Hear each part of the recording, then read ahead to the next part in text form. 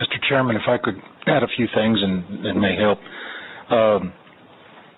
In reviewing what other states are doing, it's very clear that our competition for this in Texas is very serious. Florida is looking at making major commitments. Georgia is looking at making major commitments. So we are in a competition to revitalize our space industry. And what I'm really concerned about, and Chairman Davis and I, John and I, are looking at a couple of different bills that we're both, as I mentioned, acting on. We had one legal problem in the event that SpaceX does choose Texas, was dealing with the Open Beaches Act. The Open Beaches Act says you cannot close a Texas beach for a private company or function or anything like that. And it's a good law.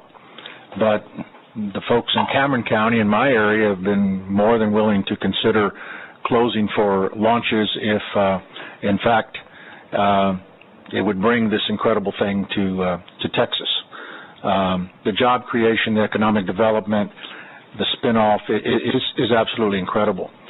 But I respectfully, even though Elon has been very nice about not sitting up here asking for X, Y, and Z, I am going to do that on his behalf and perhaps my community and our state.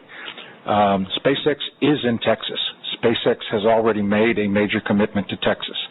And I appreciate that we are a leading candidate. But just as you've heard from the people that have testified all morning, sometimes we got to put our money where our mouth is and try to make it attractive for industry. I remember Bob Bullock, our former lieutenant governor, joking with me a long time ago, and I don't think he meant it, but he said, we do so much for business in Texas, they ought to pay us to come to Texas. Well, unfortunately, and he wasn't drinking at that time either.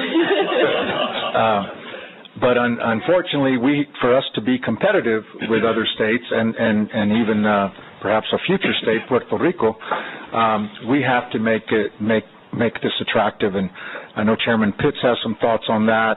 I want to thank Governor Perry. He's been working very hard on this for about a year and a half.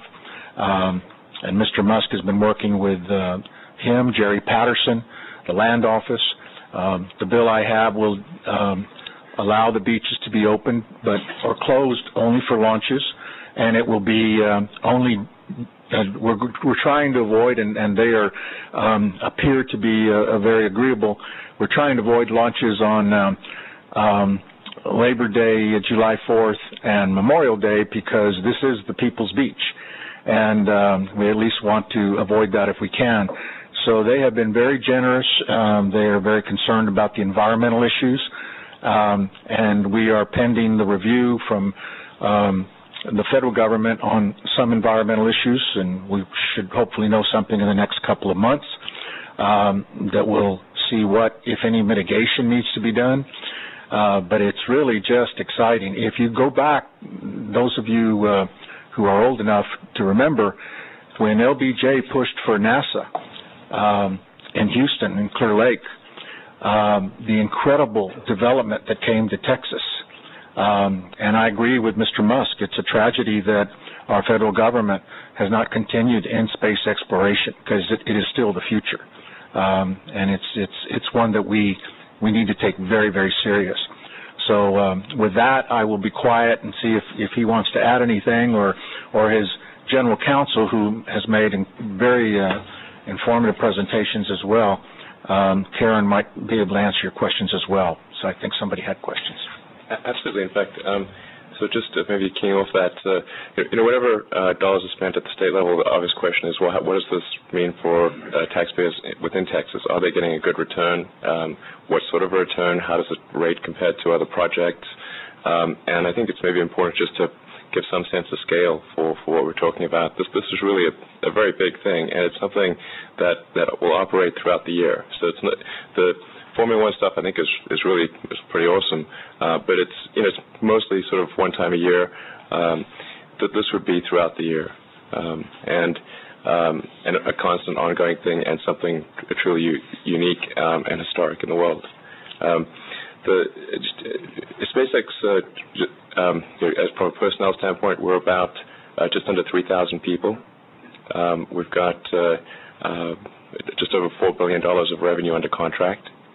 The amount that we spend at, say, our Cape Canaveral launch site this year, we'll probably spend about $30 million. So on an annual basis, if you would extrapolate out, say 10 years, it's increasing every year. So it's probably on the order of $300 to $500 million that we'll spend at our Cape Canaveral launch site. That's direct dollars, not implied dollars, or there's some multiplier effect that one can apply to that based on what our satellite customers would spend and people would spend coming to see the launches and that kind of thing. It would be significantly beyond that. I'm not well versed in what the appropriate multipliers are, but I can just tell you what we spend, and that's pretty straightforward. And then in terms of what, say, Florida is doing, Florida has a space transportation grant program. Last year they funded that at $15 million, and they're planning to include $20 million per year for the next 5 years. So that's what Florida, just to give you a sort of a relative sense of what is occurring there.